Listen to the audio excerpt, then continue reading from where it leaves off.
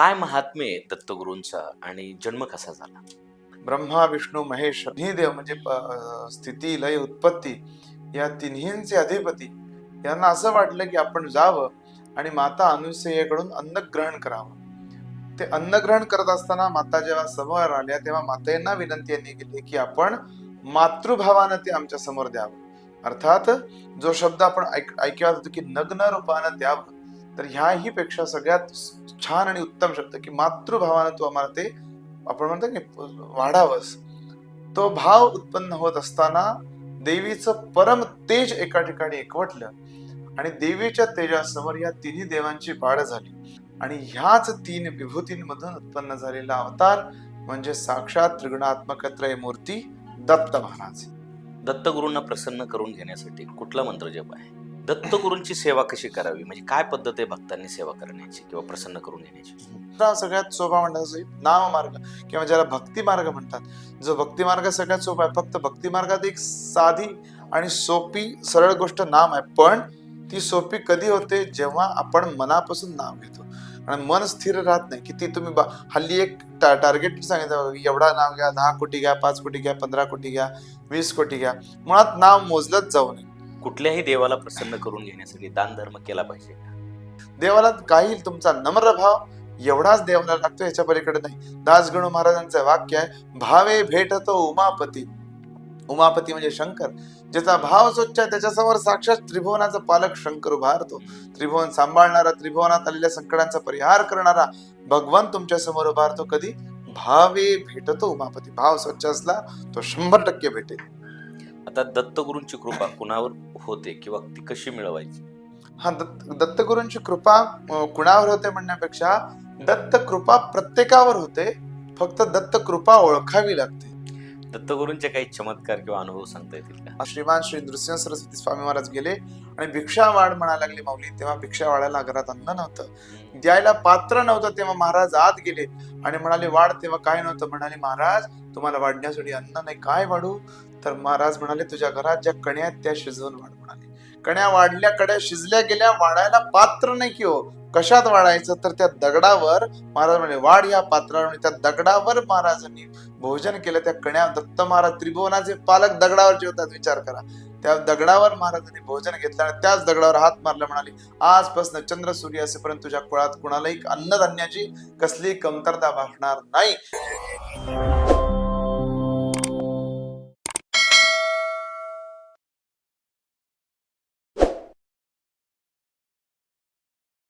जय महाराष्ट्र मंडळी, मी पी के भांडवलकर. चहा विथ सत्ता या कार्यक्रमामध्ये पुन्हा एकदा तुम्हा सर्वांचं मी मनपूर्वक स्वागत करतो. मन थांबून गेलं की एक आवाज येतो, भिवू नकोस रे, समर्थ आहे तुझ्या पाठीशी. आणि जिथं जीवनाचा भार जड होतो तिथं कुणीतरी हळूच म्हणतं, दत्त दयाकर दिगंबरा. आजच्या या धावपळीच्या ताणतणावाच्या जगात आपण विसरलो आहोत की ती करुणा, ती श्रद्धा, ती गुरूंची ओढ. पण या पॉडकास्टमध्ये आपण पुन्हा अनुभवू दत्तगुरूंचा आशीर्वाद आणि श्री स्वामी समर्थांचं आश्वासन. आजच्या या पॉडकास्टमध्ये आध्यात्मिक गप्पा होणार आहेत. आज आपल्याबरोबर आहेत ओमकार नवलिहारकर महाराज. तर मंडळी, आजचा पॉडकास्ट आध्यात्मिक आहे, खूप इंटरेस्टिंग होणार आहे, त्यामुळे शेवटपर्यंत नक्की बघा. चॅनलला अजून सबस्क्राईब केलं नसेल तर सबस्क्राईब करा आणि बेल आयकॉन दाबायला विसरू नका. महाराज रामकृष्ण हरी. रामकृष्ण. कसे आहात? एकदम मजेत. आपण? खूप छान. आपण पुन्हा एकदा आलात, सत्ता मंचाचा सन्मान वाढवला, त्याबद्दल सत्ता मंच शतशः आभारी राहील. आज आपण अध्यात्माची ही बैठक आहे, चर्चा आहे. आज आपण श्री दत्तगुरूंबद्दल बोलणार आहोत. तत्पूर्वी आपण अल्पसा परिचय द्या. परिचयाचं सगळ्यात पहिलं वाक्य म्हणजे नावामागचा अधिकार श्री स्वामी सेवक. हा सगळ्यात मोठा अधिकार वाटतो. मला 2019 साली राष्ट्रीय युवा पुरस्कार मिळाला आणि त्याच्यानंतरच बरोबर एक 4 महिन्यानंतर अक्कलकोट स्वामी संस्थानचे लोक, त्याच्यानंतर चोळाप्पा महाराजांचे वंशज श्री विद्याकर गुरुजी, आपल्या तुकाराम महाराजांचे वंशज, त्याचबरोबर कोल्हापुरातली एक मोठी संस्था स्वामी समर्थ फाउंडेशन आणि यांच्या सगळ्या संयुक्त विद्यमानं कोल्हापुरात दत्तमंगल कार्यालय म्हणून आहे रंकाळ्याच्या जवळ, तिथं स्वामीरत्न पुरस्कार मिळाला. म्हणजे पुरस्कारांचं हे फार आहे मागं. पण मला तो पुरस्कार मिळाल्यावर विचारलं की आपल्याला कसं वाटतंय? तेव्हा मी विचारलं की सांगितलं की आधी माळा ओविती मग मेरुमणी जोडती.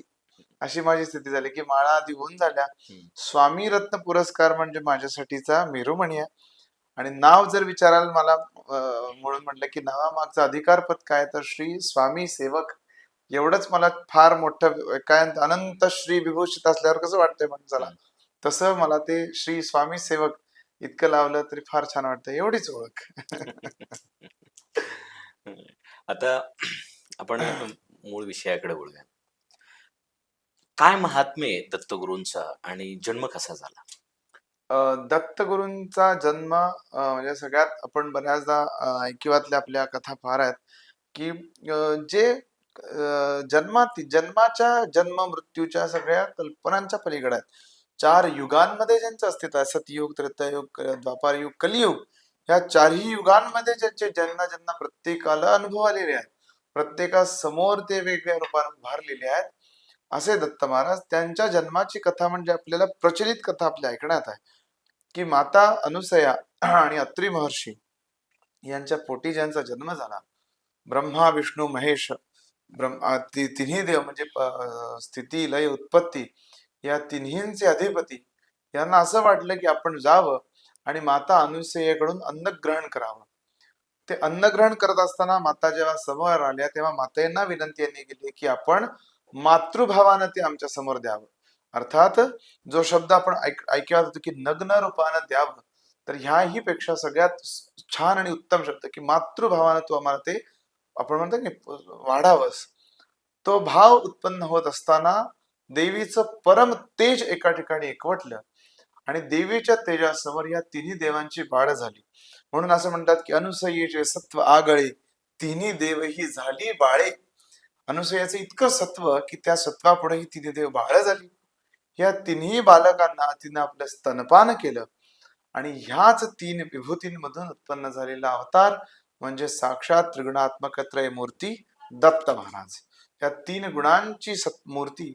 आणि हे दत्त महाराजांचा जन्म माता अनुसयेच्या आश्रमात झाला. माता अनुसयेच्या पदरी झाला. अत्री अनुसया हे दत्त महाराजांचे वडील आणि त्याच मातेच्या परम सतीच्या म्हणजे परम सती म्हणतात, महासती म्हणतात, तिच्या पदरी या दत्त महाराजांचा जन्म झाला. ह्या जन्मामागे म्हणजे ब्रह्म, महेश आणि विष्णूच्या मागे काय उद्देश काय होता? हा, जसं एक काय म्हणतात की प्रत्येक काळामध्ये किंवा प्रत्येक वेळेला धर्म संस्थापनेसाठी एक अवतार होतो. तर दत्त महाराज हे एका काळापुरते मर्यादित नाही आहेत. सतयुगामधल्या प्रत्येकाला, त्रेतातल्या, द्वापारातल्या आणि कलियुगातल्या प्रत्येक ठिकाणी महाराजांचा वास आहे. आजही कलियुगात नाथ महाराजांपर्यंत प्रत्येकासमोर परिव्राजकाचार्य टेंबे स्वामींसमोर सुद्धा दत्त महाराज प्रकटलेले आहेत. तर तो अवतार सोहळा कशासाठी झाला, तर महाराजांचे हे अनुभव किंवा महाराजांचे हे दिव्य स्वरूप बघून महाराजांच्या सेवेतला सगळ्यात सोपा आणि साधा संदेश म्हणजे स्मरणगामी असणं, स्मर्तृगामी. स्मरण केल्यावर समरणात. बाकी देवांसाठी आपण म्हणतो की कर्माधिकांचं अनुष्ठान करावं लागतं, योग मार्गामध्ये योग साधना करून देवप्राप्ती करावी लागते, भक्ती मार्गामध्ये अखंड नामधारणा करून करावी लागते, पण दत्त मार्गामध्ये स्मरण करतात समर्थतात, स्मर्तृगामी अर्थात स्मरणगामी.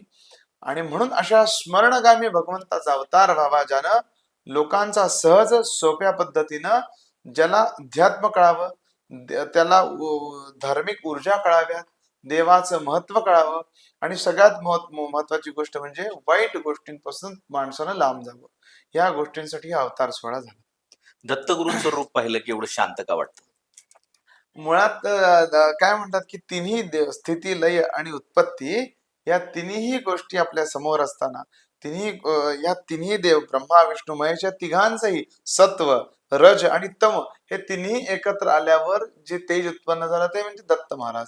दत्त महाराजांचा अवतार सोहळा हा भक्तांच्या कल्याणासाठीच झालेला आहे, भक्तोद्धारासाठीच झालेला आहे की भक्तांचं कल्याणच करायचंय, भक्तांना उद्धारच करायचा आहे. अगदी परशुरामांपासून तेजांना ज्यांनी मार्गदर्शन केलं असे दत्त महाराज.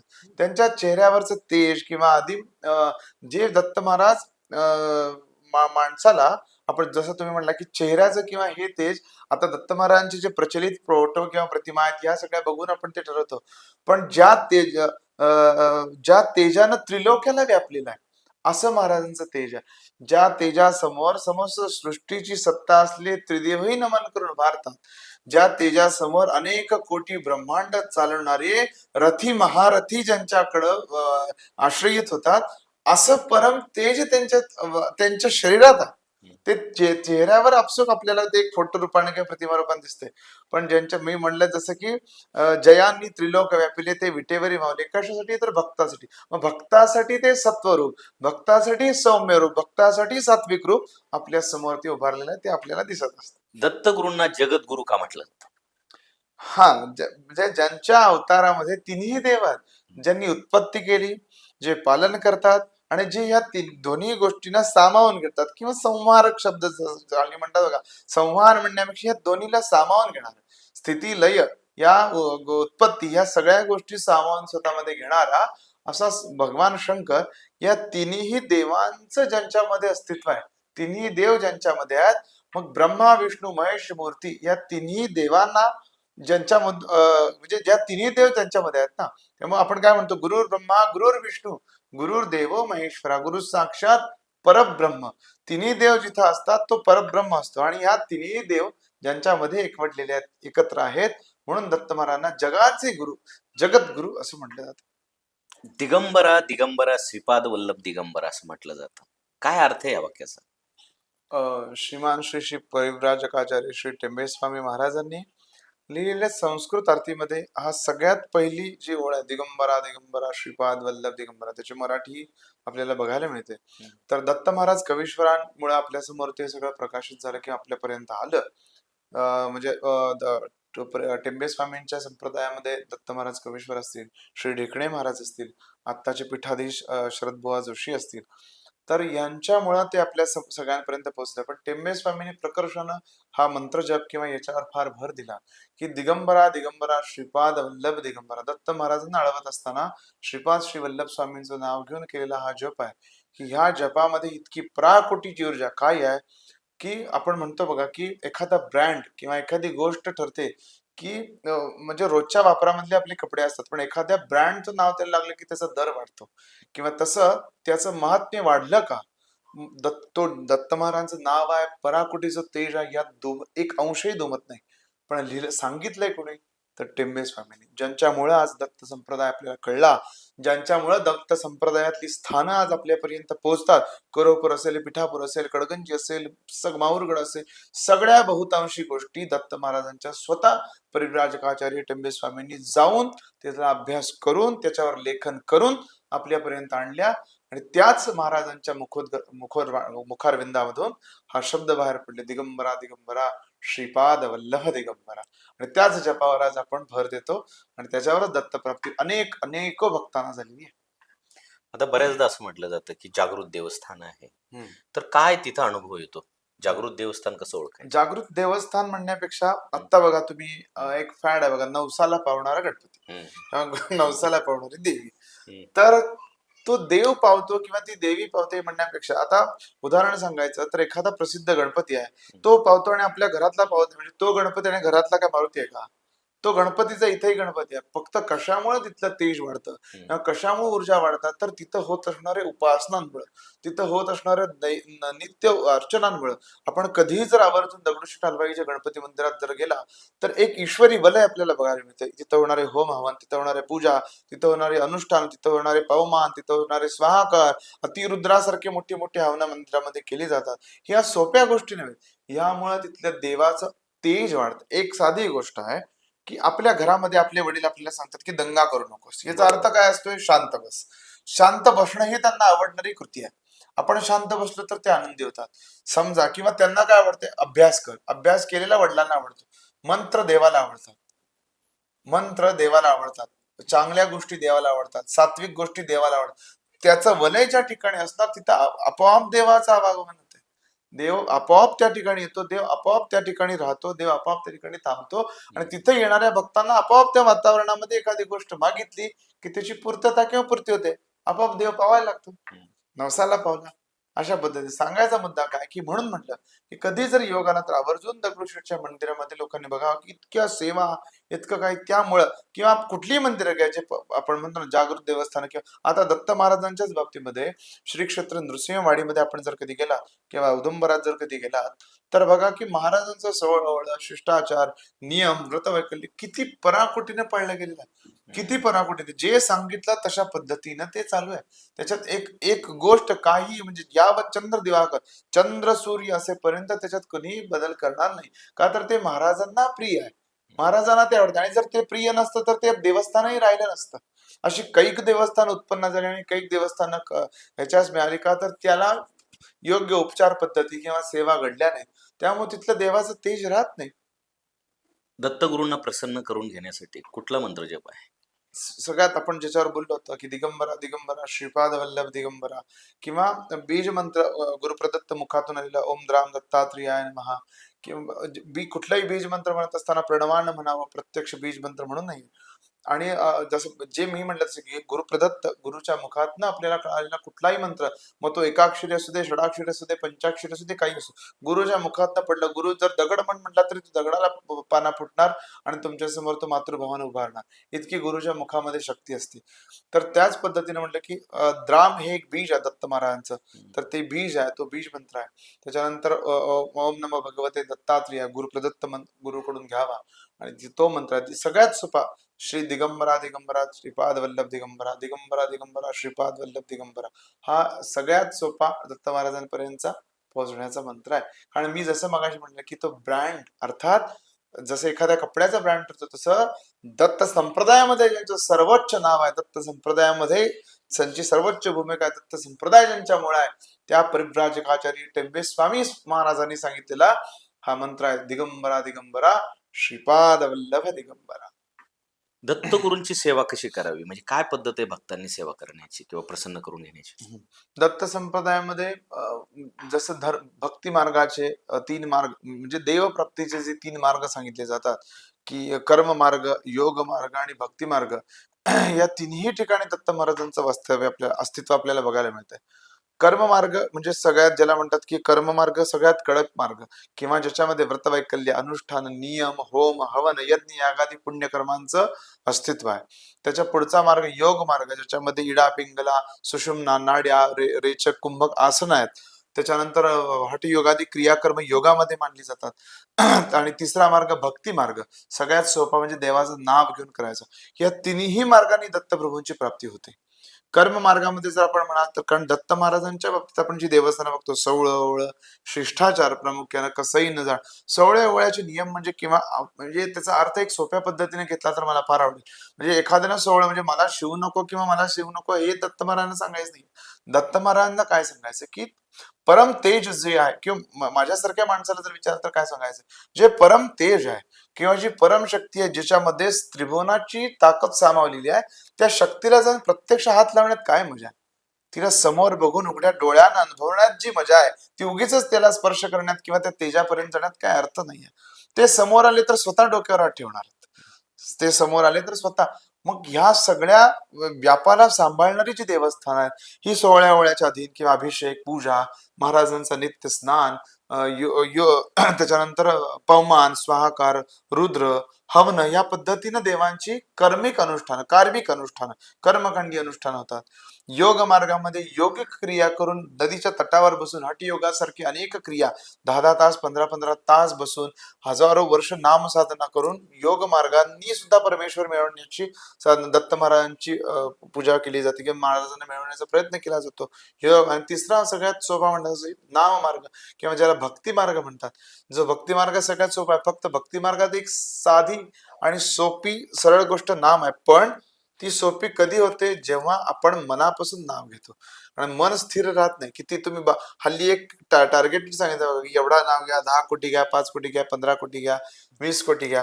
मुळात नाव मोजलंच जाऊ नये तर ते नाम आहे. फक्त ते उद्देश प्राप्तीसाठी किंवा तेवढ्यासाठी करावं. 12 कोटी झाल्यावर देवप्राप्ती होईल, 16 कोटी झाल्यावर असं होईल ते सांगितलं. ते आपण मोजतोय, लिहून ठेवतोय, लिखित संकल्प ते चांगलं आहे, पण नाव घेतलेलं नाव लिहायची गरज नाही कारण लिहिणारा तो आहे, त्याच्याकडे ते लिहिलं जात आहे सगळे. याच्यासाठी सगळ्यात छान उदाहरण सांगितलं जातं म्हणजे प्रसंग बाहेरचा किस्सा आहे, पण ऐकण्यासाठी मजा म्हणून ऐकण्यासाठी अनुभव म्हणून सांगावं असं वाटतं. जेव्हा सगळं रामायण घडलं तेव्हा रामायण झाल्यानंतर हनुमंतांकडे विभीषण गेले आणि विभीषणने हे हनुमंतांकडे नारद मुनी गेले आणि नारद महर्षींनी सांगितलं की म्हणे हनुमंता तुला एक गोष्ट कळाली का काय, तर म्हणे उत्कृष्ट राम भक्तांची यादी करायचं चाललंय, जगातल्या सर्वोत्कृष्ट राम भक्तांची यादी करायचं चाललंय म्हणे. तर केली तर म्हणे काय कोण करतायत, तर म्हणे विभीषण करतायत. होय काय, छान म्हणले, माझं नाव? अहो नाही, मला आश्चर्य वाटलं, म्हणजे तुमचं नावच नाहीये. हनुमंतांना आश्चर्य वाटलं, समस्त त्रिभुवनामध्ये माझ्यासारखा रामभक्त नाही ही मनामध्ये भावना असताना, किंवा पहिलं सोडा, दुसरं सोडा, तिसरं सोडा, हजारावर सुद्धा माझं नाव नाही, म्हणजे माझं काय असं चुकलं. म्हणून त्या रागामध्ये नारद महर्षींना घेऊन महर्षी आणि हनुमान पोचतात रामचंद्र भगवंतांकडे. समोर भगवंतांना नमस्कार करतात, भगवान निघून जातात. सीता मातेकडे तोंड चेहरा पण किशोरी कुमारी अर्थात माता सीता त्यांच्या समोर नमस्कार करून उभारतात. काय झालं म्हणतात सुता, तर म्हणतात हनुमान म्हणतात काय नाही झालं, वाईट वाटते. कशाचं वाईट वाटते, म्हणतात असं असं विभीषण उत्कृष्ट रामभक्तांची यादी करतात पण त्यात माझं नाव नाही आहे म्हणतात.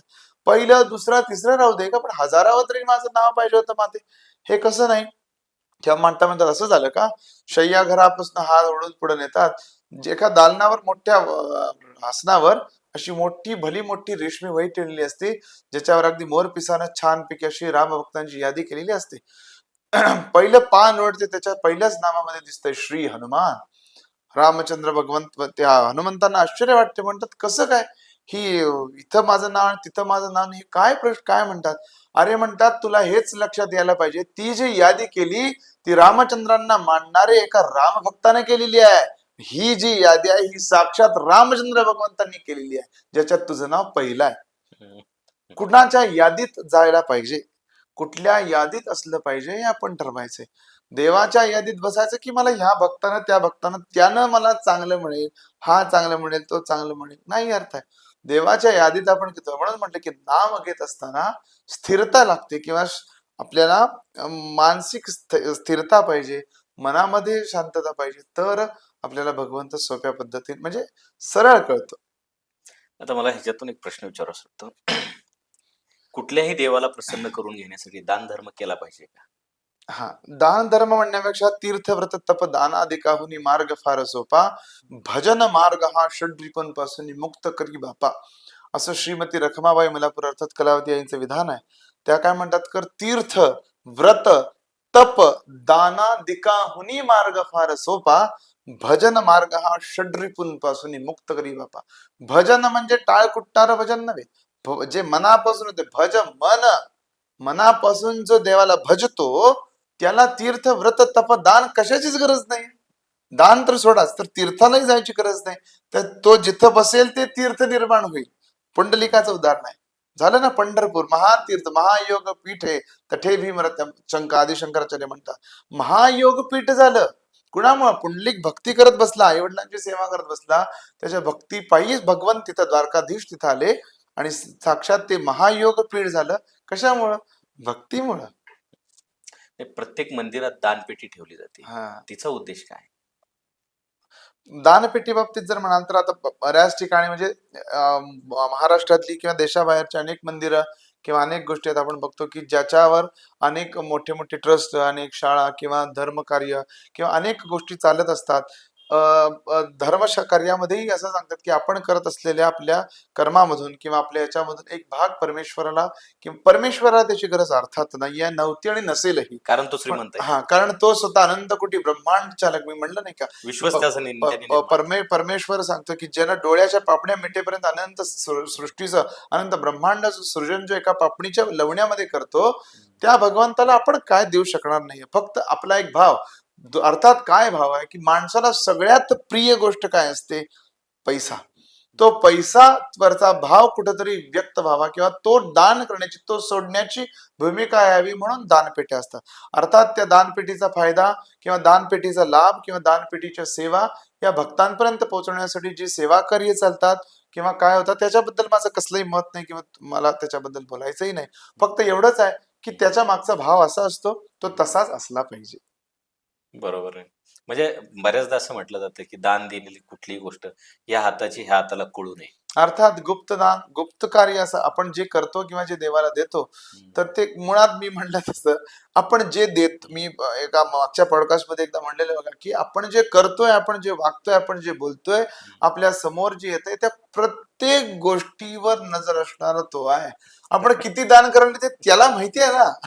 1 रुपया द्याले 10 रुपये द्याले 100 रुपये द्याले हे त्याला माहिती आहे. मग दाखवायचं कुणाला आहे समोरच्यांना ना. ते नाही पाहिजे. मग कसलं दान मोठे मोठे बोर्ड लागलेले असतात बघा की असं तुम्ही कधी जर आवर्जून तिरुपती मंदिरात गेलात तर बघा की एक एकदा असं असतं की ब्लँक नाव असते एवढं लिहिले असतं ब्लँक नाव असते किंवा असं लिहिलं असतं तर ते म्हणजे जे गुप्त ठेवलं जातं ते दान नाहीतर जे सगळ्यांसमोर उघडून मी 1000 माणसाला जेवण घातलं म्हणण्यात कसलं दान आता बऱ्याचदा होतं 25 रुपयाचा नारळ वाहून 25 लाख मागितले जातात. आहे. त्यांना देव पावणार आहे का? अर्थात अर्थात आणि मुळात 25 रुपयाचा व्हायला तरी पावणार नाही किंवा 25 लाखाचाही दिला तरी पावणार नाही का तर तो नामातीत आहे. तुम्ही नाव नाही घेता किंवा काय न करता तुम्ही त्याच्यासमोर या वस्तूंचं त्याला हे दाखवायला मुळात काय एक गोष्ट सामान्य आहे. आपण त्याच्या जागेत जन्माला आलोय. हे सगळं त्यानं निर्माण केलेलं आहे आणि हे त्यानं त्याचं आहे त्याचं होतं आणि त्याचं राहणार आहे किंवा मी जसं म्हणलं अनेक आक्रमणे या देशावर झाली धर्म बुडवायचा देवळं फोडायची अनेक प्रयत्न झाले पण कधी बुडलं नाही किंवा बुडणारही नाही का तर ते होतं आहे आणि राहणार कशामुळं भक्ताच्या भक्तीवर हे तरलेलं आहे. भक्ताच्या भक्तीमुळे हे सगळं तरलेलं आहे तर मग ते कधी नाही ज्ञानेश्वर माऊलींना कधी ऐकलंय का तुकाराम महाराजांना किंवा एकनाथ महाराजांना कधी ऐकलंय का की असे दागदागिने घेतले आणि देवाकडे गेले देवा हे तुला दिले आता मला पाव. जो ज्याचा त्याचा भाव आहे जो देतोय मला त्याच्याविषयी एक अंशही दुमत नाही. तो त्याचा भाव आहे त्याच्या श्रद्धेचा विचार आहे तो देतोय किंवा पण मला सांगायचं आहे की ज्याच्याकडे नाही त्यानं वाईट वाटून घेऊ नका की मला हे देवाला देता येत नाहीये मग मला देव पावणार की नाही पावणार. देवाला काही तुमचा नम्र भाव एवढाच देवाला लागतो याच्या पलीकडे नाही. दासगणू महाराजांचं वाक्य आहे भावे भेटतो उमापती. उमापती म्हणजे शंकर ज्याचा भाव स्वच्छ आहे त्याच्यासमोर साक्षात त्रिभुवनाचा पालक शंकर उभारतो. त्रिभुवन सांभाळणारा त्रिभुवनात आलेल्या संकटांचा परिहार करणारा भगवान तुमच्या समोर उभारतो कधी भावे भेटतो उमापती. भाव स्वच्छ असला तो 100% भेटेल. आता दत्तगुरूंची कृपा कुणावर होते किंवा ती कशी मिळवायची?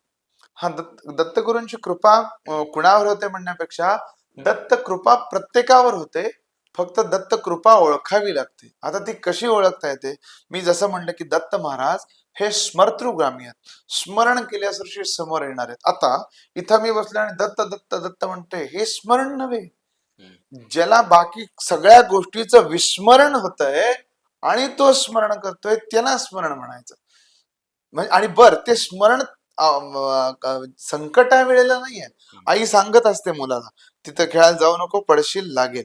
जेव्हा पडतंय मूल तेव्हा आई म्हणते आई काय पहिलं वाक्य वापरते तुला सांगितलेलं की जाऊ नकोस. मुलगा तेच करतो तेव्हा आई मग त्याला कळून सांगते की बाबा तुला जाऊ नको सांगितलेलं ना. तशी आपली स्थिती आहे. आपल्याला दिसते की हे चुकीचं आहे हे वाईट आहे याच्यामुळे आपलं नुकसान होणार आहे तरी आपण तिथं जातो मग देव भेटत नाही. देव जेव्हा शासन करतो तेव्हा आपण दत्त दत्त दत्त करतो. दत्त महाराजांचा एक न्याय आहे first you have to invest then Datta Maharaj give you interest. तुम्हाला इन्व्हेस्ट करायचे काय करायचे नाव इन्व्हेस्ट करायचे. पैसा नव्हे धन नव्हे सोनं नाणं नव्हे तुम्हाला त्याच्यामध्ये त्याचं नाव इन्व्हेस्ट करत जायचे. नाव जेवढं वाढत जाईल तेवढा तो तुमचा होत जाईल. तो आत आत आत आत आत आत खेचत घेईल बाहेर जायची इच्छाच होणार नाही. आता श्रद्धा म्हटलं जातं पण नेमकं श्रद्धा ही कॉन्सेप्ट काय आहे? हा एक काय आहे आपलं हृदय म्हणजे आपलं जे हृदय आहे हे एक बंद मंदिर आहे. त्या मंदिराच्या प्रत्येक माणसाच्या मंदिरामध्ये त्या हृदयामध्ये त्या मंदिरामध्ये भगवंत बसलेला आहे. बरोबर. फक्त प्रॉब्लेम एवढाच आहे की त्या मंदिराला एक भलं मोठं कुलूप आहे आणि त्या कुलुपाचं नाव म्हणजे षड्रिपू. षड्रिपू म्हणजे क्रोध माया मद मत्सर दैत्य ह्या सगळे षड्रिपूचे 6 विकार आहेत. त्यांचं भलं मोठं कुलूप त्याला लागलेलं आहे आणि देवानं त्याची किल्ली या जगात एकच सांगितली आहे. त्या किल्लीचं नाव म्हणजे नाम. दुसरी तिसरी कुठली किल्ली नाही ती नामरूपी किल्ली साधून जो भगवंत मिळवतो त्यालाच भक्ती कळते त्यालाच निष्ठा कळते. निष्ठा भक्ती आणि प्रेमाचं एकत्रित मिश्रण म्हणजे श्रद्धा. भक्ती ज्याची भक्ती असीम झालेली आहे ज्याची निष्ठा मला म्हणजे मी एकदा जो मी गुरु केला, मी न सोडे कदा त्याला, हा ज्याचा भाव आहे, ती श्रद्धा. किती किती संकट येऊ देत, काही येऊ दे, आपल्या देवावरची निष्ठा हलता कामा नये, आपल्या देवावरचा विश्वास हलता कामा नये, आपल्या देवावरचे निष्ठा. रावणानं, तुम्हाला एक मी पुन्हा रामायणातली कथा सांगतो. राम नामे तरलेत पाषाण म्हणतात, राम नामावर दगड तरले असं सगळे म्हणतात. बरोबर. पण रावण नामावर दगड तरलेत कधी ऐकले का? नाही. तर असा प्रसंग आहे की लोक तेव्हाचे राक्षस रावणाला सांगत गेले की असं असं झालंय, आणि रामाच्या नावावर दगड तरले. आता रावणाला प्रश्न पडला की काही कसं झालं, म्हणून रावणानं काय केलं की असे दगड घेतले, त्याच्यावर रावण नाव लिहिलं, समुद्रात नेऊन टाकले, दगड तरली की हो. लोकांना आश्चर्य वाटलं, आता हा प्रसंग कधी ऐकण्यात नाहीये. एक एक काय म्हणतात की अनुभवाचा म्हणून घ्या, मोठ्या विभूतींकडनं ऐकलेला आहे. तर रावण नावावर सुद्धा दगड तरले. आता आश्चर्य वाटायला लागलं, रावण नावावर दगड तरले कसे, काय झालं बाबा? राम नावावर तरतात ते आपल्याला माहितीये की नावच तेवढं श्रेष्ठ आहे, रावण नावावर तरले कसे? सगळ्यांना वाटलं आता छान, आपला देव आपला मोठा आहे, किंवा आपला रावण आपला श्रेष्ठ आहे, असं तसं वाटलं. एकच असं होते व्यक्तिमत्व की त्याला माहित होतं की हे खोटं आहे, आणि ते व्यक्तिमत्व म्हणजे त्याची स्वतःची पत्नी मंदोदरी. तिला वाटत होतं की हे सगळं खोटं आहे, हे सगळं फेक आहे, काहीतरी याच्यात बनाव आहे. तिनं जाऊन शय्या म्हणतात ना, सगळ्या अवघ्या गोष्टी सरती, अवघ्या गोष्टी कळती, एक शय्येच्या पलंगावरी. म्हणजे शय्या घ्यायच्या पलंगावर सगळं खरं सांगितलं जातं. त्या पद्धतीनं शयनगृहात गेल्यानंतर मंदोरीने विचारलं, धर्मरापती किंवा हे काय आहे पतिदेवा, हे काय आहे, कशामुळे तरले? म्हणाला, ही फार मोठी मेघ काय, कोणाला सांगू नको. रावण नाव लिहून मी दगड पाण्यात टाकायचा प्रयत्न केला, पण तरला नाही. तो दगड घेतला, त्याच्यावर रावण नाव लिहिलं, आणि त्या प्रत्येक दगडाला सांगितलं, तर नाही तर तुला रामाची शपथ आहे. राम नावा पायीच ते दगड तरलेत म्हणाला, फक्त लोकांसाठी म्हणून मी ते दाखवले. तर असं आहे, मला सांगायचं काय आहे की दिखाव्याची हे किंवा दिखाव्याची सेवा अशी श्रद्धा उपयोगाची नाही. श्रद्धा कशी पाहिजे? आत्मिक पाहिजे, आतपासून मनापासून पाहिजे. एकच माझा देव आहे, तोच माझं रक्षण. कधी कशाही पद्धतीच्या पराकोटीच्या गोष्टी, वानर साधे साधे वानर होते ना, पण म्हणजे रामकृपा जेव्हा झाली तेव्हा माकडा शक्ती आली. गोप तेही बनले बली, यमुना तिरी गोकुळात. देवाची कृपा होते तेव्हा माकडाला सुद्धा शक्ती येते. गोप तेही, गोप म्हणजे साधे साधे युवक आहेत, तेही बनले बली, यमुना तिरी गोकुळात. मेघांनी आणल्या मनात, तळी विहिरी भरतात, निव्वळ खडकास फुटतात, पाठ पाण्याची पंढरीच्या. त्याच्या इच्छेशिवाय सगळं शून्य आहे. म्हणून सात्विक श्रद्धा जर असेल तरच तो भेटतो, अन्यथा भेटत नाही. आता ध्यानधारणा ह्याच्याबद्दल समज गैरसमज भरपूर आहे. ध्यानधारणा म्हणजे काय आणि ती कशी करायला पाहिजे? ध्यान धारणा मी जसं म्हटलं तसं की योग मार्गातलाच तो एक एक प्रकार की इडा पिंगला आणि ह्याच्या मधून जाणारी सुषुम्ना, ह्या सगळ्यामध्ये मध्ये एक माणसाला गॅप मिळतो. आपण जर इंग्लिश मध्ये आपल्या मेडिटेशनचा हे केला तर आपल्या माणसाचा जो आपला श्वसनाचा जो दर असतो तो 12 ते 20 मध्ये असतो. तेवढ्यामध्येच ही आपल्या श्वासाचा दर असतो. तर ह्या सगळ्यामध्ये एक तुकडोजी महाराजांचं एक पद आहे, सिंहासनी रमता द्वादश कमलदलांच्या, वाजती चौघडी या सोहम ध्वनिनादांच्या. तुकडोजी महाराज म्हणतात की वाजती चौघडी या सोहम ध्वनिनाद कुठे उत्पन्न होतो? यामध्ये, या मधल्या गॅप मध्ये. इडा पिंगला आणि सुषुम्ना याच्या मधून या जाणाऱ्या या मधल्या गॅप मध्ये श्वासाचा दर जिथं थांबून, श्वास जिथं थांबत, त्यामध्ये नाव घ्यायचंय, त्यामध्ये ध्यान करायचंय, त्याच्यावर केंद्रित होऊन नाव घ्यायचंय, त्याच्यावर केंद्रित ठेवून ध्यान घ्यायचं. बघा, आपल्याला फक्त सगळ्यात पहिल्यांदा गेल्यानंतर जे शिकवतात ते सगळ्या नाड्यांच, किंवा नाक दाबा, उजवी पुढे दाबा, डावी दाबा, हेच सगळे योगी पुरुष किंवा हे योगाचे क्लास घेणारे लोक शिकवतात. तर तशी ध्यान धारणा, ध्यान करत असताना एकाग्र चित्त निर्ध्याता, असं श्री मातेचं श्री विद्येत वचन आहे की एकाग्र चित्त होऊन जो ध्यान करतो किंवा सेवा करतो त्याला परमेश्वर आपोआप भेटतो. ध्यान धारणेसारखी दुसरी नाही. सोहम नादावर ज्ञानेश्वर माऊलींनी किंवा आपल्या रामकृष्ण परमहंसांनी, आपले पावश्य स्वामी स्वरूपानंदांनी खूप मोठं भाष्य केलेलं आहे, खूप भाष्य केलेलं आहे. याच्यावरच त्यांनी सगळं सांगितलं की हा ध्यानामध्ये भगवंत कसा भेटतो, तर एकाग्र चित्त पाहिजे. नाहीतर मी ध्यान इथं लावलंय आणि घरात बायको आली नाही किंवा डबा पोचला नाही, जेवण झालं नाही, हे ध्यान उपयोगाचं नाही. आता भक्तांनी दत्तगुरूंकडे काय मागितलं पाहिजे? भक्तांनी दत्तगुरूंकडे दत्तगुरूंनाच मागितलं पाहिजे. महाराज आपण माझे व्हा, याच्या पलीकडे काय नाही. कारण महाराज जर आपले झाले तर दुसरं काय मागायचीच गरज नाही. कारण जो मी म्हटलं तसं की आदेश काढणाराच कोण असतो? राष्ट्रपती असतो. राष्ट्राचा आदेश समस्त प्रजेला अंमल करावा लागतो किंवा त्या पद्धतीने चालावं लागतं. तसं समजा जर सृष्टीची सत्ता डिव्हाइड करायची झाली आणि असं सांगायचं झालं तर त्रिभुवनाचे राष्ट्रपती साक्षात दत्त महाराज आहेत, ज्यांच्या हातात सगळी सत्ता आहे. त्यांच्याकडं काय मागायचं तर त्यांनाच मागायचं. दुसरं काय मागू, कारण सुख समृद्धी ऐश्वर हे सगळं त्यांच्या पायात आहे. आपण मारुतीला काय म्हणतो? अष्टसिद्धी नवनिधी के दाता. अष्टसिद्धी ज्यांच्या पायात लोळण घालतात असे दत्त महाराज आहेत. 4 वेद 6 शास्त्रे 18 पुराणे यांचे सारथे. 4 वेद 6 शास्त्र 18 पुराण ज्यांच्या पायात आहेत. 4 वेदांना, ज्या वेदांनी म्हणजे असं म्हणतात की वेदांनी अमान्य केलं तर त्या देवाला देवही म्हणून याचं शास्त्र आहे. पण त्या 4ही वेदांना स्वतःच्या पायात श्वान रूपानं उभं केले असे दत्त महाराज आहेत, ज्यांच्या पायात सगळ्या गोष्टी लोळण घालतात. त्यांच्याकडे काय मागणार? आपणच महाराज माझे व्हा, याच्या पलीकडे दुसरं काय मागायचं नाही. दत्तगुरूंनी भक्तांना दिलेलं सर्वात मोठं वचन कोणतं आहे? दत्त महाराज, मी जसं म्हणलं की स्पर्तुगामी स्मरण केल्यावर समोर येतात. दत्त महाराजांनी किंवा भगवान श्रीकृष्णांपासून जे वचन चालत आले तेच वचन सगळ्या देवादिकांनी आपल्याला दिलंय की योगक्षेमम वहाम्यहम. जो अनन्य भाव अनन्यास चिंतयंत, जो अनन्य भावानं मला शरण जातो त्याचा योगक्षेम मी वाहतो. जो माझा मी त्याचा, इतरांची ना जरुरी मला, असा आहे. जो माझा मी त्याचा, कारण जो माझा होतो, जो माझ्याकडे येतो त्याला मी कधीही सोडत नाही, दत्त महाराज सांगतात. मगाशी आपण जसं प्रश्न विचारला की दत्त महाराजांना काय मागायचं, दत्त महाराजांच्या एक गाणं फार प्रसिद्ध आहे बघा, श्री दत्ताचे नाम मुखी या माझ्या रात्रंदिनी गेलो दत्तमयी होणी. त्यात एक कडवं येत आहे की चरण दोन हे मार्ग दाविती, सहा करे सामर्थ्य अर्पिती, ईश कृपेहुन काय मागणे, मागावे मागुनी गेलो दत्तमयी होणी. ईश कृपेहुन काय मागणं, तुझी कृपा हेच माझ्याकडे मागणं आहे, दुसरं तिसरं काही नाही. दत्तगुरूंचं एवढं सामर्थ्य काय आहे? हा, दत्तगुरूंचं सामर्थ्य म्हणण्यापेक्षा त्रिभुवनातल्या, मी जसं एक गेल्या पॉडकास्ट मध्ये बोललेलो बघा की 33 कोटी समजा संख्या रूपाने 33 प्रकारचे देव आहेत, पण समजा संख्या रूपाने जरी करोड देवता जरी असत्या तर त्यातल्या शेवटच्या शेवटच्या शेवटच्या दगडामध्ये जरी आपण प्रार्थना केली दत्त दत्त दत्त दत्त म्हणून, तरी तो दत्त रूपाने समोर यायला पाहिजे, कारण ते स्मर्तृगामी आहेत. स्मरण केल्यावर समोर येतात. बाणाबाईंच्या बाबतीत मल्हारी माळसाकांताचं चरित्र वाचलं तर बाणाबाईंनी हरिद्रा शिवरचना, हळदीचं शिवलिंग केलं आणि त्या शिवलिंगासमोर अर्चना केली. त्याच्यात तत्व होतं का? प्रतिष्ठापना केलेली का?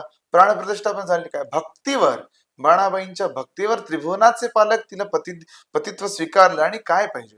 हीच तर भक्ती सगळ्यात मोठी आहे की देव सामर्थ्यवान किंवा हे म्हणण्यापेक्षा त्यांच्याकडेच सगळं आहे.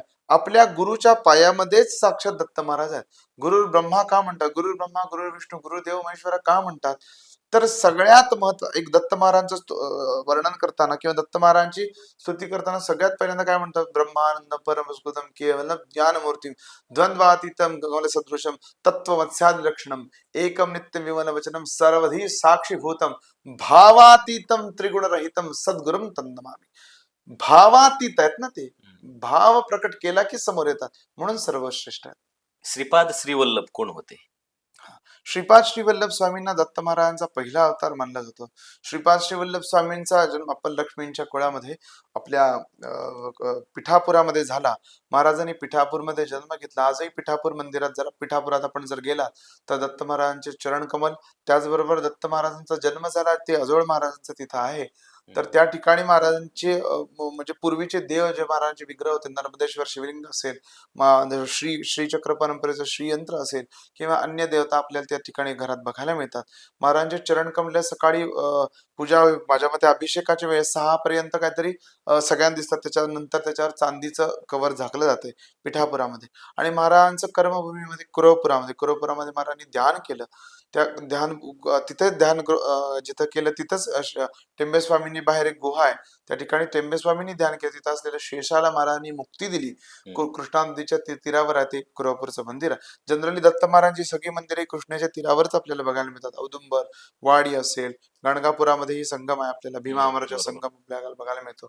तर इकडं पाताळगंगा म्हणजे इकडची कृष्णा तिकडे जाऊन खोल होते म्हणून तिला पाताळगंगा म्हणतात. तर ती पाताळगंगा.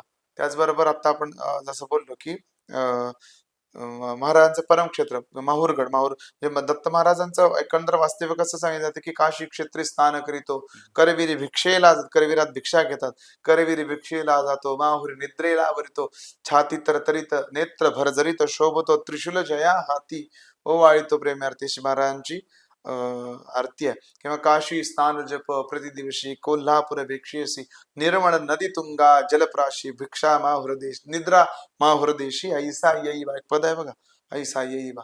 तर असे दत्त महाराज आहेत. दत्तगुरूंचे अवतार म्हणजे जे आहेत, श्रीपाद श्रीवल्लभ असेल, श्री स्वामी समर्थ असतील किंवा नृसिंह सरस्वती असतील, तर हे अवतार काय आहे?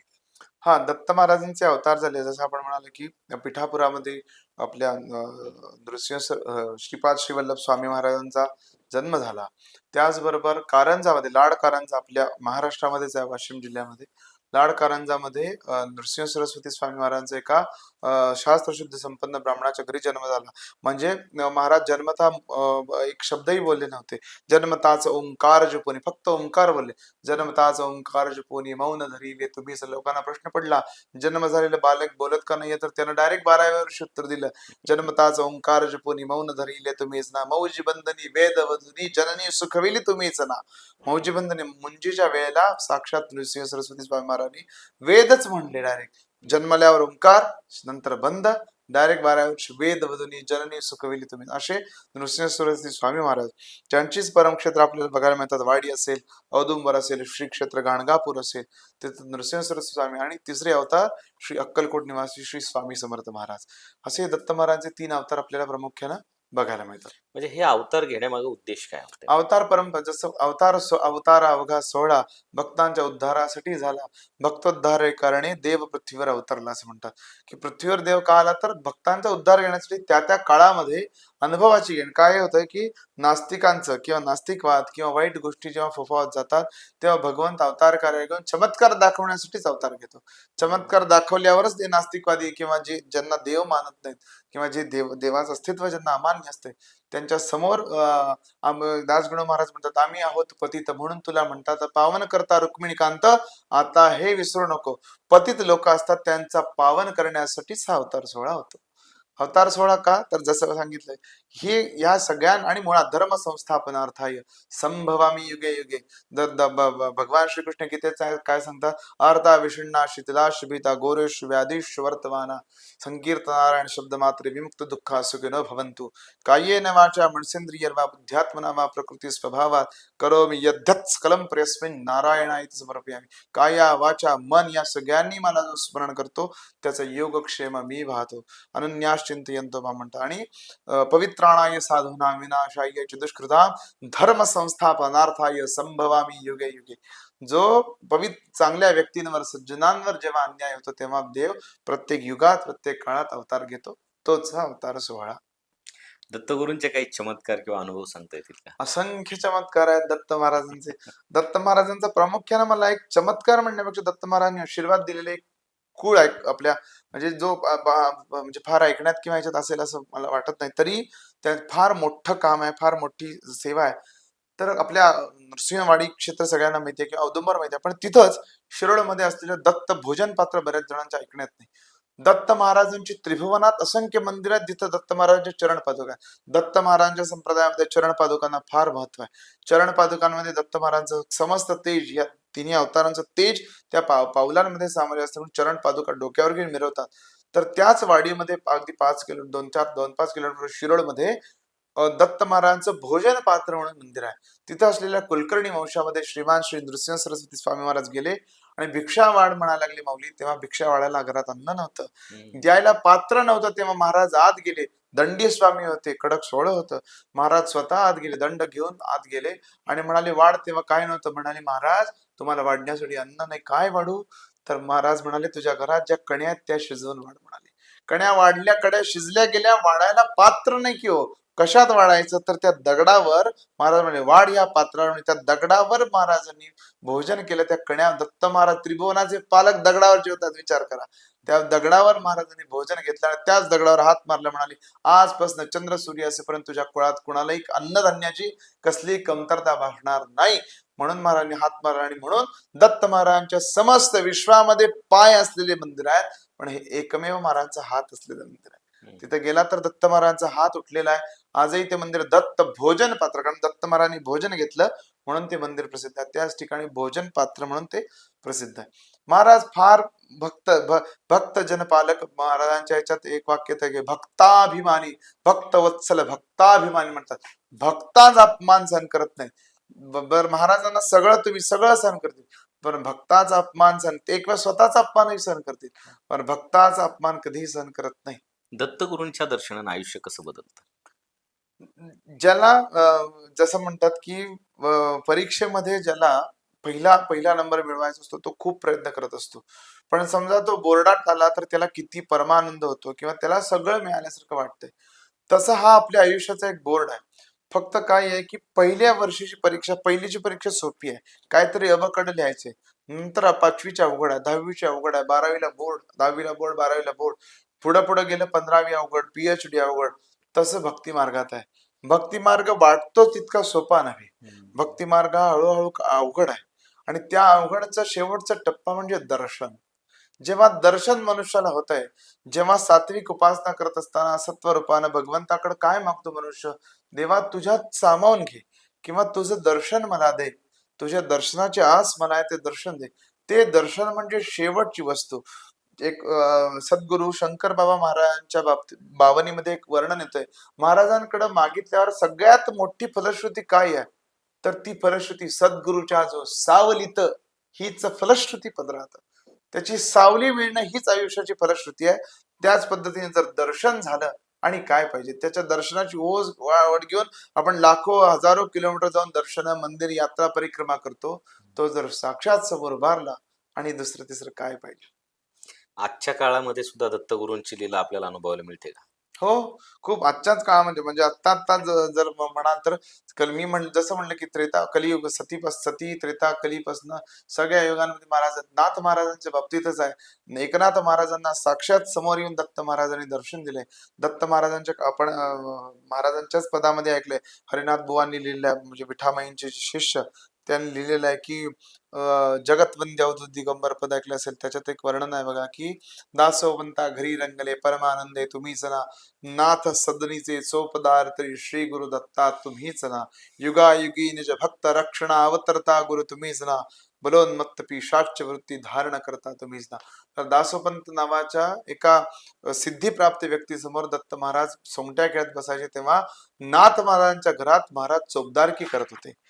जे दत्त महाराज त्रिभुवनाचे पालक आहेत, ते नाथाच्या घरी चोपदारकी करतात. का तर भानुदासाची घरी विष्णूचा अवतार, भानुदास महाराजांच्या घरी विष्णूचा अवतार नाथ महाराज झाले, आणि त्यांच्यावर जे पडलेलं कर्ज होतं ते फेडण्यासाठी साक्षात श्रीखंड्या रूपानं भगवंत तिथं राहत होते, असे नाथ महाराज. आणि त्याच नाथ महाराजांनी स्वतःच्या वयाच्या 12व्या वर्षी जनार्दन स्वामींना गुरु करून घेतलं. आणि त्याच नाथ महाराजांनी ह्या स्फुरणामध्ये लिहिलेली आरती म्हणजे त्रिगुणात्मक त्रयमूर्ती दत्त हा जाणा, त्रिगुणी अवतार त्रैलोक्य, त्यांच्या समोर त्रिभुवनाचे पालक प्रकट झाले. अशा प्रत्येक आपल्या परिव्राजकाचार्य वासुदेवानंद टेंबे स्वामी महाराजांच्या समोर सुद्धा माणगाव मध्ये दत्त महाराज प्रकट झालेले आहेत. महाराज आजही समोर येतात, दृष्टांत देतात, पण तेवढे पराकुटीची भक्ती असावी लागते. दत्तगुरूंच्या शिकवणीत गुरुभक्तीला एवढं महत्व का दिलंय? सगळ्याच शिकवणीमध्ये गुरु परंपरेला महत्व आहे. कारण आपण असं म्हणतो की सदाशिव समारंभाम शंकराचार्य मध्यमा अस्मत् आचार्य पर्यंता वंदे गुरु परंपरा, जी साक्षात सदाशिवापासून सुरू झालेली आहे, साक्षात हरिनारायणापासून सुरू झालेली आहे, हरिहरापासून सुरू झालेली अशी परंपरा. शंकराचार्यांनी ज्याचा मध्य गाठला, शंकराचार्यांनी ज्याला फार उभारी दिली, आणि आत्ताच्या आचार्यापर्यंत ज्याची शक्ती लहरी ज्याच्यात सामावलेल्या, ह्या सगळ्या शक्ती लहरींना वंदन करणारी एकमेव परंपरा गुरु परंपरा. भारतवर्ष जर टिकला, भारत वर्षामध्ये जर सगळ्यात मोठी परंपरा तर गुरुकुल परंपरा आपण ऐकतो. त्या गुरु परंपरेमध्ये दत्त महाराजांच्या त्या गुरु परंपरेमध्ये गुरुसेवे इतकं परमफळ कशातही सांगितलं नाही. गुरुच्या पायामध्ये सगळ्या, गुरु सांगेल ती पूर्व दिशा, गुरु सांगेल ती पश्चिम दिशा. गुरुने एकदा सांगितलं, गुरु वाक्य परम मूलम, गुरु वाक्य परम मूल आहे, गुरु तत्व परम तत्व आहे. त्यामुळे गुरु तत्वाशिवाय दुसरं प्रत्येक धर्मात, दत्त महाराजच असं नाही, प्रत्येक ठिकाणी गुरुतत्वा इतकं श्रेष्ठत्व कशालाही दिलेलं नाही. ज्यावेळेस व्यक्ती हातबल होतो त्यावेळेस दत्तगुरू काय सांगतात? हतबल झालेले म्हणजे हतबल झालाय, पण त्यानं सेवेकरी असावं. म्हणजे काय होतंय, देव प्रत्येकाचा असतो, नाही असं नाही.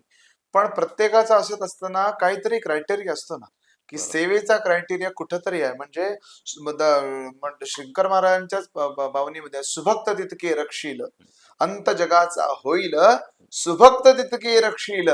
सुभक्त तितके रक्षीलच का वाक्य वापरलंय? त्यासाठी काहीतरी क्रायटेरिया असला पाहिजे ना. म्हणजे मला पोहता यायला पाहिजे तर मी पाण्यात पडलो तर वाचणार आहे. कुठंतरी मी त्याचं नाव घेतलं पाहिजे, कुठंतरी त्या नामरूपाचा गलबला साठलेला पाहिजे, तेव्हा तो नाव घेऊन समोर येईल ना. अचानक नाही येणार. मग तीच अभक्त आहेत ते वाईट आहेत अशातला भाग नाही, पण अभक्तांनी कुठंतरी म्हटलं पाहिजे तुझं अस्तित्व आहे देवा, तू कुठंतरी आहेस हे म्हटलं पाहिजे. हतबल झाल्यानंतर परमेश्वराकडे जाऊन धावा केला पाहिजे, त्याला सांगितलं पाहिजे की महाराज आता मी थांबलोय, आपल्याशिवाय कोण नाही. आपोआप दत्त महाराज त्याला आशीर्वाद देतील आणि त्याचं कल्याण होईल. फक्त म्हणलं तसं की स्वच्छ कर्म, स्वच्छ आचार, स्वच्छ विचार आणि यामध्ये सेवाभाव जर ऍड झाला तर भवसागर तरतो, नाहीतर नाही तर. संकटाच्या काळात जर दत्तगुरूंचं नाव घेतलं तर संकट टळतं का? संकटाच्या काळात आपण कुठल्याही ज्याला आपण आराध्य म्हणतो त्याचं नाव घेतल्यावर टळतं म्हणण्यापेक्षा त्यावर लढण्यासाठी आपल्याला एक उमेद मिळते, ताकद मिळते. भवसागर तरत असताना प्रत्येकाला टक्के, टोणपे, त्रास, यातना, विवंचना या सगळ्या गोष्टींना फेस करायचंच आहे. कारण काय आहे की हे सगळं करण्यासाठी आपली कितपत तयारी आहे हे आपला गुरु बघतच असतो. हम्म. पण ते संकटावर मात करण्यासाठी आपल्याला परमेश्वराची 100% मदत होते. फक्त तेवढा भाव, तेवढी भक्ती, तेवढी सेवा पोचली पाहिजे. हम्म. ती असेल तर डेफिनेटली 101% देव आपल्याला त्या संकटातनं पार करतो म्हणजे करतो. मी अनेक वेळेस असं बघितलेलं आहे की दत्त मंदिरात समजा गाणगापूरचं असेल किंवा जिथं आपण म्हणूया की जागृत देवस्थान आहे तिथं जर काही बाधा झालेले लोक गेले तर ते प्रचंड रडतात किंवा तिथं लोळतात. हम्म. मग ह्याच्या मागे काय रहस्य? एक आपण म्हणतो की दत्त मंदिरात एक अशी पराकोटीची ऊर्जा असते, ज्या ठिकाणी मुळात कुठल्या वाईट गोष्टीला म्हणजे ज्या माणसाच्या मनातल्या असोत, कपोलकल्पित असोत, खोट्या असोत, खऱ्या असोत, त्याला थारा नाहीच आहे. कारण दत्त एकमेव असं दत्त महाराजांचं मंदिर हे असं स्थान आहे की जिथं सत्व आणि सत्व आणि सत्वच राहते. मग जिथं वाईट गोष्टी आहेत, जसं म्हणतो आपण अशा गोष्टी असतात, बाधा किंवा या गोष्टी निरसन होते. गाणगापूरच्या मंदिरात आपण आरती वेळेला गेलो तर आपण बघतो की अगदी ओरडाओरडी ते करत असतात. एकदा तर आपण बघितलं, मी माझ्या स्वतःच्या बघण्यातला प्रसंग आहे की दत्त महाराजांना ते लोक शिव्या घालतात किंवा वाईट सेट बोलत असतात. असे प्रसंग घडत असतात. आमच्या कोल्हापूरमध्ये जर आपण आलात तर गंगावेशीमध्ये श्री कृष्ण सरस्वती दत्त महाराजांचं मंदिर आहे. तिथं असे असे अनुभव आम्ही उघड डोळ्यांनी बघितलेले आहेत की लोक नाचतात, दंगा करतात. मग या वाईट गोष्टींचा परिहार होतो. अशी लोकांची लोकमान्यता, आख्यायिका की बाबा दत्त महाराजांकडे गेल्यानं बाधा किंवा अन्य गोष्टी या 100% जातात. म्हणून लोक आरतीच्या वेळेवर तिचे नाद होतात, धूप होतात, महाराजांचे गजर होतात, यामध्ये त्याचा परिहार होतो. या आशेपायी लोक तिथे घेऊन जातात. बरोबर. शिवीगाळ होते किंवा खांबावर पण चढले जातात हो, बरेच भक्त लोक. हो. तो काय प्रकार आहे? तो खांबावर चढलं म्हणजे ते म्हणलं ना, की ती ऊर्जा किंवा त्या गोष्टी एक माझी शक्ती कशी आहे किंवा मी कशा पद्धतीने दाखवू शकतो असं असं दाखवण्याच्या नादात वर चढले जातात. कधी कधी एक एकदा बघितलंय आम्ही, म्हणजे मी स्वतः बघितलेलं आहे की उलटे हात खाली आणि पाय वर असे ते पायाला उलटे चढताना आम्ही बघितलेलं आहे. म्हणजे एका माणसाच्या कल्पनेच्या बाहेर सिनेमॅटिक इफेक्ट ज्याला म्हणतात की पिक्चराइज्ड असं असल्यासारखं चित्र आपल्याला तिकडं मंदिरात, गाणगापूरच्या तर मंदिरात हमखास बघायला मिळतं.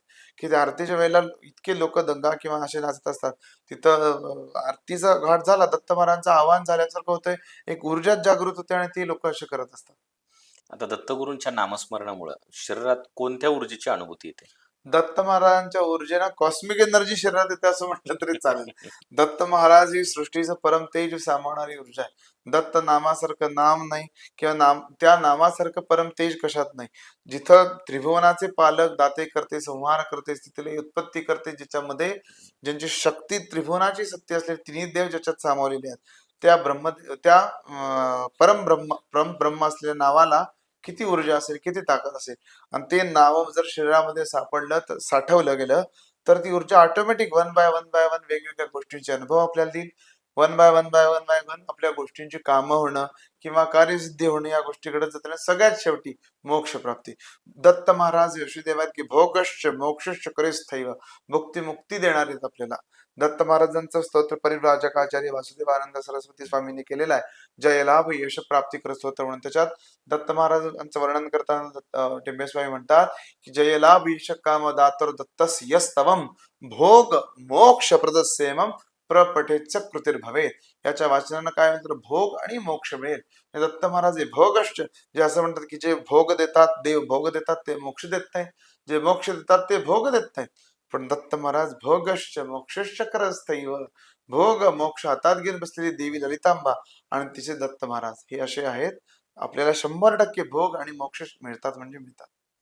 म्हणजे दत्तगुरूंच्या जर समजा काही लोकांकडून पाप चुकून झालं असेल किंवा काहींनी जाणून बुजून केलं असेल, हम्म. पण त्यांना प्रायचित्त घ्यायचं असेल, हा. तर तिथं दत्तगुरूंच्या मंदिरात म्हणा किंवा त्या वातावरणात प्रायचित्त मिळतं. नाही, काय गोष्ट आहे, एक गोष्ट प्रामुख्याने मला सांगायची वाटते, चुकून घडते ती चूक आहे, जाणून बुजून घडली जाते ती घोडचूक आहे.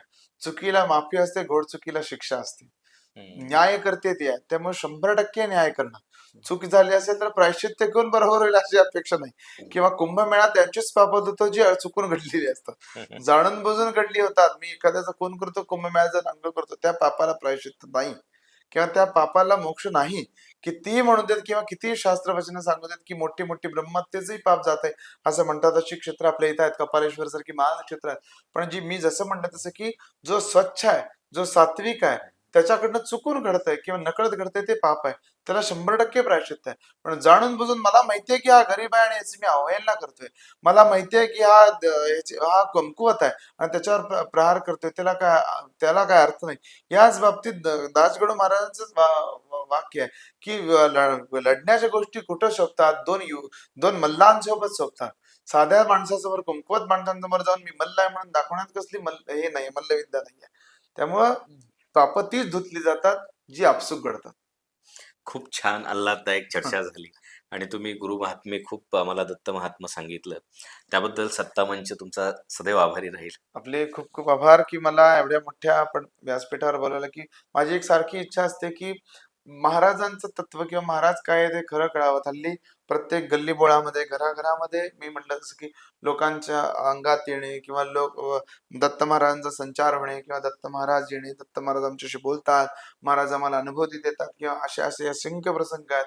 या सगळ्यांनी फक्त एक, मला कोणाच्याही कसल्याही ह्याच्यावर, भक्तीवर किंवा कशावर आक्षेप नाही. फक्त मला एवढंच सांगायचं सगळ्यांना, हे करणारे किंवा हे सांगणाऱ्यांनी फक्त एकदा दत्त महाराजांसमोर बसावं आणि दत्त महाराजांना सांगावं की महाराज तुम्ही माझ्या अंगात आलाय, महाराज मला पण स्वप्नात आलात. दत्त महाराजांच्या डोळ्यात डोळे घालून जर हे खरं सांगू शकत असतील तर मग हे खरं असेल. अन्यथा देवाला फसवायचा, त्रिभुवनाचं पालकत्व सांभाळणाऱ्या, त्रिभुवन सांभाळणाऱ्या दत्त महाराजांना फसवण्याचा प्रयत्न किंवा दत्त महाराजांची भक्ती किंवा असं करून अवडंबर करून महाराजांनाच बनवण्याचा प्रयत्न जर करत असू तर तो कधीही कामी येणार नाही. अशी कपोलकल्पित भक्ती काही कामाची नाही. ती भक्ती कधीतरी खंड होईल, त्या भक्तीला कधीतरी ठेच लागेल. म्हणून सात्विक सत्वरूपानं, सात्विक भावनेनं, प्रेमानं, श्रद्धेनं, मायेनं दत्त महाराजांना आत्मसात करण्याचा, दत्त महाराज जाणण्याचा प्रयत्न करा.